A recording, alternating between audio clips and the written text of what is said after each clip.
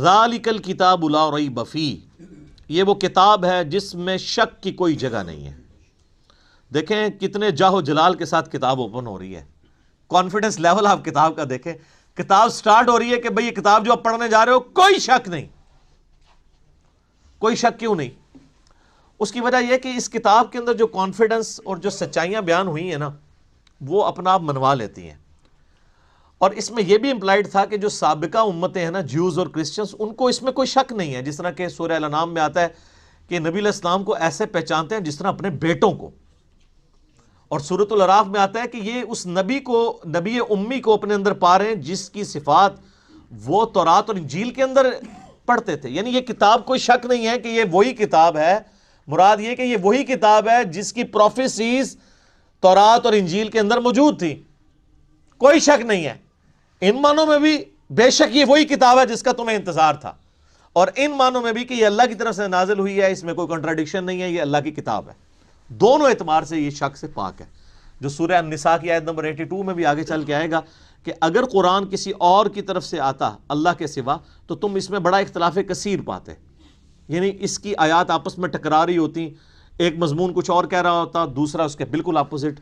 تو اتنی موٹی کتاب بغیر ٹکراؤ کے یہ اللہ کا کلام ہے۔ اور پھر اس کا جو کانفیڈنس لیول ہے نا، یہ کئی لوگوں کو بڑا اپیل کرتا ہے۔ یہ عبد الرحیم گرین جو ہے نا، مسلمان ہوئے ہیں نا، جو اس وقت انگلینڈ کے اندر بہت بڑے ایک مسلمان اسکالر ہیں، وہ ایسا بندہ ہے کہ یعنی اس وقت جتنے لوگ مسلمان ہوئے ہیں نا، بڑے ہائی ٹیر پہ لوگ، ان میں اس طرح کا بندہ کوئی نہیں ہے۔ یوسف ایسٹس اگر ہیں تو یوسف ایسٹس جو تھے امریکن یعنی پروٹیسٹنٹ ایک پریسٹ تھے، وہ مسلمان ہوئے ہیں۔ لیکن یہ جو عبد الرحیم گرین ہے نا، اس نے دنیا کے سارے مذاہب پریکٹیکلی پھرے ہیں، 4 سال تک بدھسٹ بھی رہے ہیں، کرسچن بھی رہے ہیں، سارے مذاہب پھر کے اینڈ پہ یہ اسلام کی طرف آئے ہیں۔ آپ ان کی لائف سٹوری بھی انگلش میں رکھی ہوئی ہے جو انہوں نے سنائی ہے۔ تو وہ عبد الرحیم گرین کہتے ہیں کہ جب مجھے قرآن یعنی جب میں نے پڑھنا شروع کیا نا، تو میں یعنی قرآن پاک کے کانفیڈنس سے بڑا متاثر ہوا کہ یہ بڑے یعنی پیشن کے ساتھ بات کرتا ہے، نمبر 1۔ نمبر 2، وہ کہتا ہے قرآن میں اس طرح کا ربط نہیں ہے جو انسانی کتابوں میں ہوتا ہے، کیونکہ قرآن کا سٹائل خطبے کا ہے، جو میں پہلے ایڈریس کر چکا ہوں۔ یہی بات اس نے جوشوا نے بھی کی، جس کا پچھلے دن ہم نے کلپ بھی چڑھایا تھا، how Bible led me to accept Islam. تو وہ بھی یہ کہتا ہے قرآن کا جو کانفیڈنس ہے نا، کہ ایسا کرو تو کامیاب ہو، ایسا نہیں کرو گے تو یہ ہو جائے گا۔ آپ یقین کریں، دنیا میں سخت سے سخت طبیعت والے بندے کی کتاب اٹھائیں نا، اس میں آپ کو وہ اعتماد اور وہ پیشن نظر نہیں آئے گا جو کتاب اللہ کے اندر آپ کو نظر آتا ہے۔ یہ خدا، الہ، مالک، رب ہی اپنی مخلوق سے اس طریقے سے بات کر سکتا ہے۔ انسان جتنا مرضی بڑا ہو جائے وہ اس طریقے سے گفتگو کر ہی نہیں سکتا، چاہے بھی تو نہیں کر سکتا۔ یہ اس کتاب کے اندر زور ہے۔ لا ریب فیہ ھدی للمتقین، اگر فی ہی کو آپ آگے ملا لیں، لا ریب پہ آپ وقف کر لیں، تو پھر یہ معنی بنے گا کوئی شک کی جگہ نہیں ہے۔ فی ہی ھدی للمتقین، اس میں ہدایت ہے پرہیزگاروں کے لیے۔ فی کو پیچھے کر لیں تب بھی معنی میں کوئی فرق نہیں پڑتا۔ ھدی للمتقین، یہ قرآن ہدایت ہے ان لوگوں کے لیے جو ڈر جائیں۔ یہ ترجمہ اصل ترجمہ ہے اس کا۔ وقا عربی میں کہتے ہیں نا بچنے کو۔ اچھا، ہم جب کہتے ہیں نا قرآن میں ہدایت ہے پرہیزگاروں کے لیے، یہ ترجمہ کر رہے ہوتے ہیں۔ اچھا، تو جو نان پرہیزگار ہیں ان کے لیے ہدایت کہاں ہے؟ سوال ہے نا۔ تو اس کا معنی ہی غلط کیا گیا۔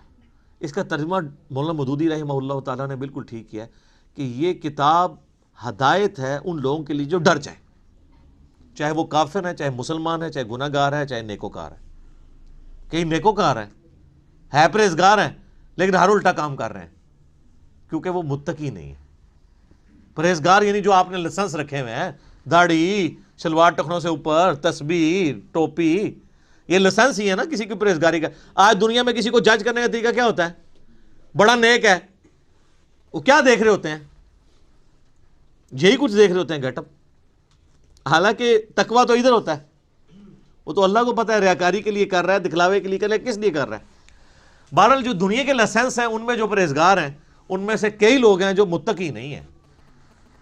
تو ھدی للمتقین، یہ ہدایت ہے ان کے لیے جو ڈر جائیں۔ جو بھی ڈر جائے اس کو لیے قرآن کے اندر ہدایت ہے، اور جو نہ ڈرے اس کے لیے قرآن میں کوئی ہدایت نہیں. یہ بڑی خطرناک بات ہے. قرآن سٹارٹ اس سے لے رہا ہے کہ قرآن میں ہدایت اس کے لیے ہے جو ڈر جائے، اور جو نہیں ڈرے گا کوئی ہدایت نہیں. آگے چل کے آئے گا شہر رمضان الذی انزل فیہ القرآن ھدی للناس وبینات من الہدی والفرقان. رمضان کا مہینہ وہ ہے جس میں قرآن نازل ہوا، ھدی للناس، پوری انسانیت کے لیے ہدایت ہے. وہاں تو متقی کا بھی ذکر نہیں آیا، پوری انسانیت، چاہے کافر ہے چاہے مسلمان ہے. وبینات من الہدی، اور اس میں ہدایت کے بڑے بڑے روشن دلائل ہیں، والفرقان، اور حق اور باطل میں تمیز کرنے والی کتاب ہے یہ. اچھا، یہ الفرقان نبی الاسلام بھی ہے. صحیح بخاری میں حدیث ہے، محمد فرق بین الناس، محمد صلی اللہ علیہ وآلہ وسلم لوگوں میں حق اور باطل میں فرق ہے. یہ کتاب بھی الفرقان ہے. تو ھدی للمتقین، ان کے لیے ہدایت ہے جو ڈر جائیں. اس کا کیا مطلب ہے؟ کہ جو شخص زندگی میں غور و تفکر کے بعد اس رزلٹ پہ پہنچے کہ مجھے میری مرضی کے بغیر کسی نے پیدا کیا اور اس نے اس فیس آف ارتھ میں مجھے پٹ کر دیا، اور یہ میری آبزرویشن ہے کہ سب لوگوں نے مرنا ہے، تو اگر سب لوگوں نے مر جانا ہے تو مر کے کس اگلی ایسی زندگی میں جانا ہے؟ اگر کسی کے بنائے سے ہم بنے ہیں تو پھر جس نے بنایا ہے اس کو رسپانس نہ کیا تو مرنے کے بعد جب اس کے سامنے پیشی ہوگی مرنے کے بعد تو کہیں شرمندگی نہ اٹھانی پڑے. جب یہ تصور کسی بھی انسان کے دماغ میں آ جائے، اس کا دل اس تصور کی گواہی دے دے، تو وہ فوراً ڈر جائے گا. یار مجھے کس نے پیدا کیا؟ میرے تو ماں باپ کو بھی نہیں پتا کہ مجھے کس نے پیدا کیا، وہ خود کیسے پیدا ہوئے. تو الٹیمیٹلی ایک خدا کا تصور آتا ہے نا. وہ اللہ جس نے ہماری مرضی کے بغیر ہمیں پیدا کیا، وہ ہمارے ساتھ کچھ بھی کر جائے ہمیں کو بچا نہیں سکتا. سب سے بڑا تو اس نے ہمارے ساتھ کام کر دیا نا کہ پیدا کر دیا، ہم سے پوچھ کے کیا. تو اب بھی جو کچھ وہ کرے گا تو کوئی نہیں کچھ کر سکتا. تو اس میں پھر آسانی کی راہ کیا ہے کہ اسی رب کی پناہ لے لی جائے، اور اسی کے لیے کتابیں نازل ہوئیں، پیغمبر آئے. اس سورۃ البقرہ کے پہلی 4 رکوع کے اندر پورے قرآن کا خلاصہ آ جائے گا. تو جب ایسا شخص غور و تفکر کرے گا نا تو فوراً اس کے اندر ایک ڈر پیدا ہوگا، یار میرا کیا بنے گا؟ کہیں میں نے جانا ہے، کسی کو منہ دکھانا ہے، میں کیا کروں؟ تو اس کے لیے پھر قرآن میں ہدایت ہے. ایسا شخص الٹیمیٹلی قرآن تک بھی پہنچ جائے گا، پیغمبروں کی تعلیمات تک بھی پہنچ جائے گا، اور ایسا شخص جب قرآن کو پڑھے گا تو اسے ہدایت ملے گی. فذکر بالقرآن من یخاف وعید، اے نبی الاسلام قرآن سے اسے نصیحت کریں جو اللہ کی دھمکی سے ڈر جائے. کتنی حیران کن بات ہے. نبی الاسلام کو منع کیا گیا، جو دھمکی سے نہیں ڈرتا اس کے لیے کوئی نصیحت نہیں ہے. فذکر ان نفعت الذکر، نصیحت کرو اگر نصیحت کرنا کسی کو فائدہ دیتا ہو. سیذکر من یخشی، نصیحت اس کو کریں جو ڈرتا ہے. وَيَتَجَنَّبُهَا الْأَشْقَى، اور جو شکی ہو چکا ہے، بدبخت ہو چکا ہے، ڈرنے کے لیے تیار نہیں، چھوڑ دیں. الَّذِي يَصْلَى النَّارَ الْكُبْرَى، اس کا علاج یہ کہ ہم اسے بڑی آگ پہ پیش کریں گے. ثُمَّ لَا يَمُوتُ فِيهَا وَلَا يَحْيَا، پھر وہ نہ وہاں پر زندوں میں ہوگا نہ مردوں میں. قَدْ أَفْلَحَ مَن تَزَكَّى، بے شک کامیاب وہ ہوا جس نے اپنے نفس کا تزکیہ کر لیا، پاکیزگی کی روش اختیار کر لی. وَذَكَرَ اسْمَ رَبِّهِ فَصَلَّى، اور اپنے رب کا نام لے کر نماز قائم کی، نماز پڑھی.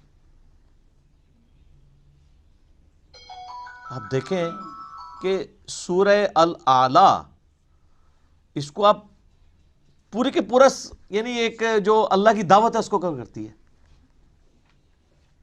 بل تؤثرون الحیات الدنیا، لیکن تمہارا اصل مرض یہ ہے کہ تم دنیا کی زندگی کو ترجیح دیتے ہو. والآخرۃ خیر لک من الاولی، والآخرۃ خیر وابقی، جبکہ آخرت جو ہے وہ بہتر بھی ہے اور باقی بھی رہنے والی ہے. ان ھذا لفی الصحف الاولی، یہی ایک یونیورسل ٹروتھ اور کانٹے کی اصل بات تھی جو قرآن سے پہلے صحیفوں میں بھی نازل ہوئی تھی.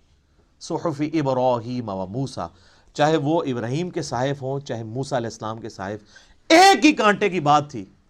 کیا؟ بل تؤثرون الحیات الدنیا والآخرۃ خیر وابقیٰ. اب یہ بھی سر پھر ہم صحیح کہتے ہیں نا کہ کتابوں کا خدا اور ہے اور بابوں کا خدا اور. یہ کتابیں ڈسکس ہو رہی ہیں.